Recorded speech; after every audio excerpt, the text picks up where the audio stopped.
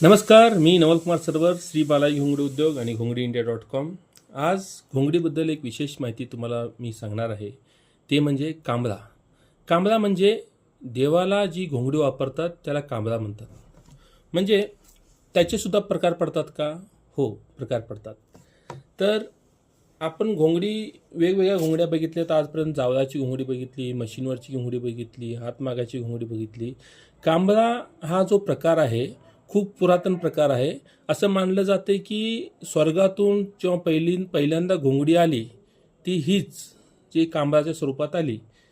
जे कांबळा विशेषतः देवाच्या अंगावर किंवा देवाच्या जे पुजारी असतात त्यांच्या खांद्यावर पाहायला भेटेल आपल्याला.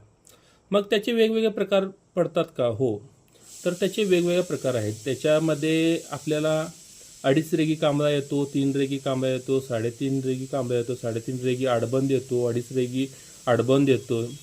म्हणजे हे कोण उदाहरण द्यायचं झालं तर कर्नाटकामध्ये जे 2.5 रेगी कांबळा जे वापरले जाते ती अशा प्रकारची असते.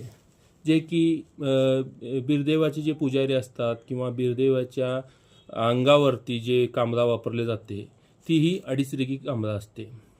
आणि तेच जर महाराष्ट्रात जर बघितलं तर 2.5 रेगी अशा रूपात असते. म्हणजे ह्या ज्या दोन आहेत त्या पूर्ण रेग आहेत आणि ही अर्धी रेग आहे. ते ही जसं की आपण बिरोबाचे जे पुजारी असतात त्यांच्या खांद्यावर अशा प्रकारचे आपण जे कांबळा आहे ते बघू शकतो. त्यात हीच 2.5 रेगी जेव्हा आपण खेलोबाचे जे पुजारी असतात त्यांना सेम 2.5 रेगीचं आडबंद येते. 2.5 रेगी प्लस आडबंद येते. त्याचप्रकारे जर विठ्ठल बिरदेव पट्टणकोडलेचे जे कांबळा आहे ते 3 रेगी येते. म्हणजे असं जे 3 पूर्ण रेग येतात. त्याच्यानंतर सर्वात जर आपण पाहिलं अजून एक येते 3.5 रेगी, जे की अमोघ सिद्धाच्या ज्या अंगावर असते ती कांबळा म्हणजे 3.5. म्हणजे हे 3 पूर्ण रेग असतात आणि ही अर्धी रेग आणि ह्याला 3 आडबंद असते. 3 रेगी आडबंद असते. ही 3.5 रेगीची कांबळा असते. तर आता जर तुम्ही जेव्हा घोंगडी खरेदी करायला जात असाल तेव्हा जर असला दिसेल तर तुम्ही जर पुजारी नसाल आणि तुम्हाला हा कांबळा वापरण्याचा अधिकार नसेल तर हे कांबळा घेण्याचं टाळा.